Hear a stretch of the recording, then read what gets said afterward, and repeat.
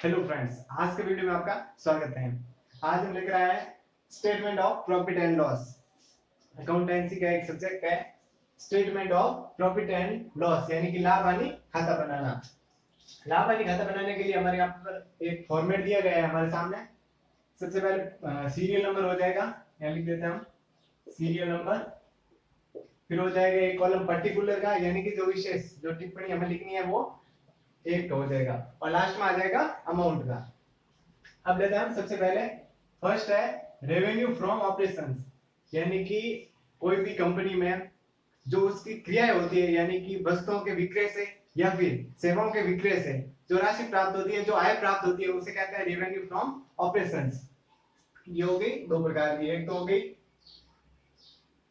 Sales of goods, और दूसरी हो जाएगी सेल ऑफ सर्विसेज। ये दो मुख्य रूप से साधन है रेवेन्यू के किसी भी कंपनी के लिए। ये अमाउंट हम यहाँ पर लिख देंगे। सबसे पहले आ जाएगा रेवेन्यू फ्रॉम ऑपरेशन का। सेकंड है अदर इनकम, कंपनी की कोई भी अदर इनकम होती है। अदर इनकम कौन सी हो सकती है? एक हो सकती है ब्याज, ब्याज से जो लाभ प्राप्त होता है, ब्याज का लाभ या लाभांश की आय होती है।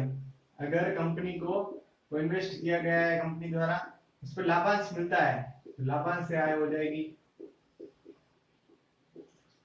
इस प्रकार की आय होती है कंपनी के लिए।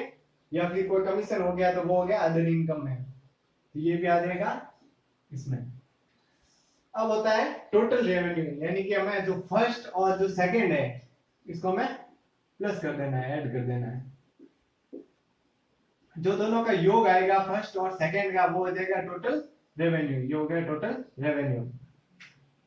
टोटल रेवेन्यू हो जाएगा हमारा बाहर, यानी लिख देते हैं हम टोटल रेवेन्यू। नेक्स्ट है हमारा एक्सपेंसेस।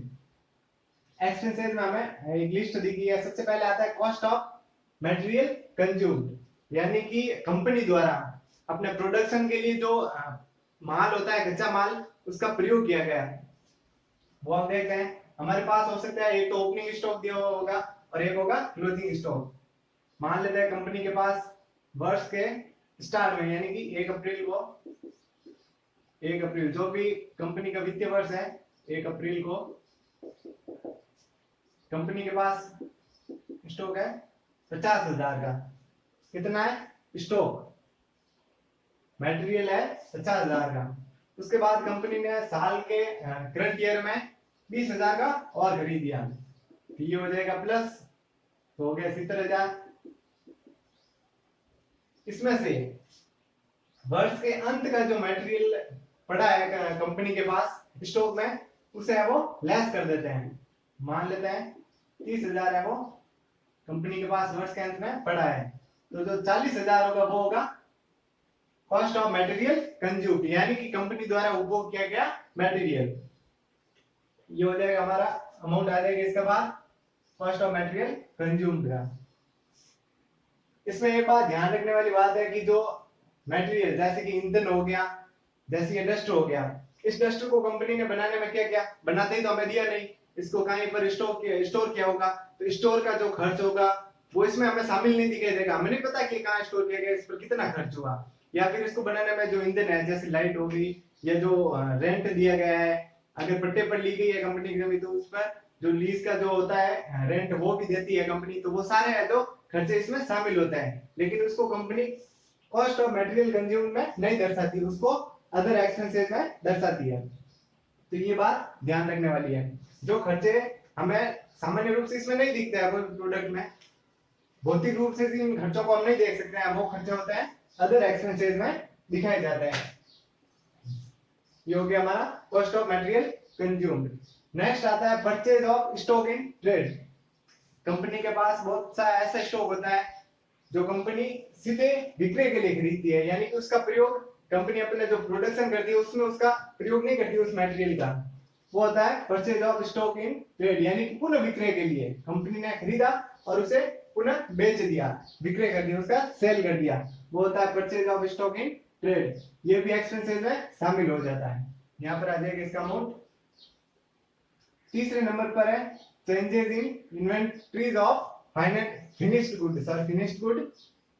गुड्स, यानी कि जो कंपनी का फिनिश्ड गुड्स यानी कि अंतिम रहत्य होता है, वर्ष के अंत में जो कंपनी के पास गुड्स बचता है, माल बचता है, उसका है वो कंपनी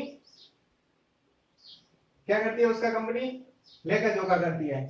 यानी कि उसमें जो चेंजेस आते हैं, यानी कि हर साल है वो उसका अंतिम रहत्य है वो बदलता रहता है, तो उसको कैसे ज्ञात करते हैं। सबसे पहले आ जाएगा कौन सा हो गया हमारा इन्वेंट्रीज, तो हो जाएगा opening inventories, opening inventories of goods या फिनिश्ड गुड्स। इसमें से हमें लेस करना पड़ता है कौन सा, closing inventories of finished goods. जो अमाउंट हमें प्राप्त होता है वो होता है changes in inventories of finished goods, ये अमाउंट हमारा आ जाएगा यहां पर। नेक्स्ट है एम्प्लॉय बेनिफिट एक्सपेंसेस।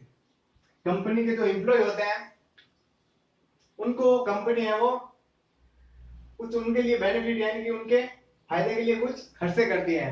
वो कौन से खर्चे हो सकते हैं, एक तो हो सकता है वेतन या मजदूरी हो सकती है, कमीशन हो सकता है, या फिर छुट्टियों के बदले उनको नकद भुगतान कर दिया जाता है। यानी कि जो कंपनी के जो कर्मचारी होते हैं उनको छुट्टियां नहीं देकर उनके बदले वेतन दे दिया जाता है, या फिर कुछ है वो नकद राशि का भुगतान कर दिया जाता है।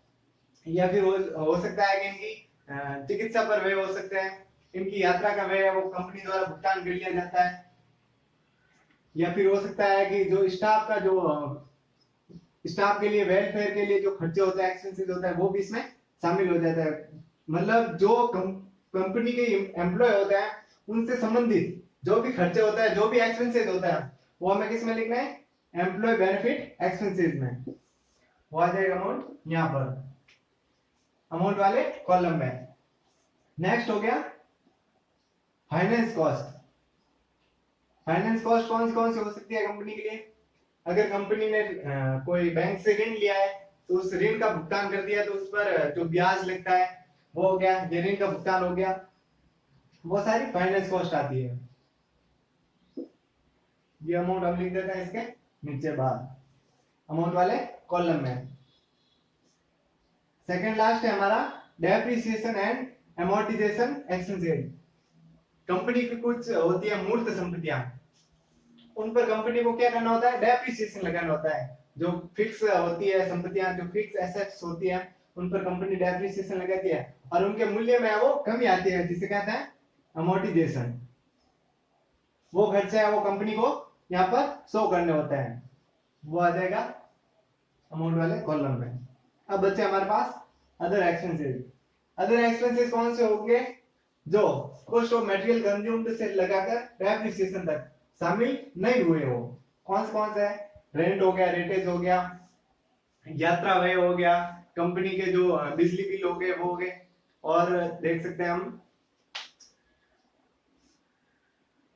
अगर कोई लीज पर ले रखी है कंपनी ने जमीन तो उसका किराया हो गया। वो सारे खर्चे हो जाएंगे अदर एक्सपेंसेस में, वो लिख देंगे हम यहाँ पर। नेक्स्ट आता है टोटल एक्सपेंसेस। अब हमें क्या करना है, एक्सपेंसेस को जो हमने लिखा है cost of material consume, purchase of stock in trade, changes in inventories of finished goods, employ benefit expenses, finance cost और डेप्रिसिएशन, इन सबको अदर एक्सपेंसेस, इन सबको मिलाकर क्या करना है, ये टोटल एक्सपेंसेस के हमें जोड़ निकालने हैं, यानी कि यहां से यहां तक की इसका जो जोड़ है वो आ जाएगा इस कॉलम में, यानी कि टोटल एक्सपेंसेस वाले कॉलम में। इसके बाद टोटल रेवेन्यू, जो हमने टोटल रेवेन्यू निकाला था इस कॉलम में, ये वाला, इसको क्या करना है, इसमें से जो टोटल एक्सपेंसेस हमारे निकले हैं टोटल रेवेन्यू में से टोटल एक्सपेंसेस, इसको कर देना है लेस, यानी कि माइनस। जो हमारे पास जो मद आएगी, जो राशि आएगी, वो हो जाएगी प्रॉफिट बिफोर टैक्स, यानी कि टैक्स भरने से पहले का जो लाभ है वो आ जाएगा यहाँ पर। कौन सा, total revenue minus total expenses. अब आया हमारे पास टैक्स। अब जो प्रॉफिट बिफोर टैक्स है उसमें वो टैक्स को क्या करना है, लेस करना है, टैक्स की राशि को लेस करना है। टैक्स की राशि को यहां लिखेंगे, इसको लेस करने के बाद जो राशि हमारे पास आएगी वो होगी हमारी प्रॉफिट आफ्टर टैक्स। ये होगा कंपनी का नेट प्रॉफिट। ध्यान रखने वाली बात सिर्फ ये है कि जो एक्सपेंसेस होता है उसमें कॉस्ट ऑफ मटेरियल कंज्यूम के बाद purchase of stock in trade, ये वाला कंपनी जो होती है वो अपने जो प्रोडक्शन होती है उसमें उसका जो मटेरियल है उसमें उसका प्रयोग नहीं करती है, यानी कि उसको सीधे तौर पर बेच देती है। अगर उसका प्रयोग करती है कंपनी तो वो कॉस्ट ऑफ मटेरियल कंज्यूम में चला जाता है। और हो गया हमारा एम्प्लॉय बेनिफिट एक्सपेंसेस, जो एम्प्लॉय से संबंधित खर्चे होते हैं, कंपनी के एम्प्लॉयज होते हैं उनके संबंधित जो भी खर्चे होते हैं कंपनी के, वो हमें लिखना है एम्प्लॉयज बेनिफिट एक्सपेंसेस में। लास्ट हो गया प्रॉफिट बिफोर टैक्स, और उसमें से टैक्स को है वो लेस कर देना है। जो लास्ट बचेगा हमारे पास, जो राशि बचेगी वो हो जाएगी प्रॉफिट आफ्टर टैक्स। तो आशा करते हैं कि आपको ये वीडियो समझ में आया होगा। वीडियो को लाइक करिएगा, चैनल को सब्सक्राइब करिएगा। मिलते हैं अगले एक ऐसे ही वीडियो में।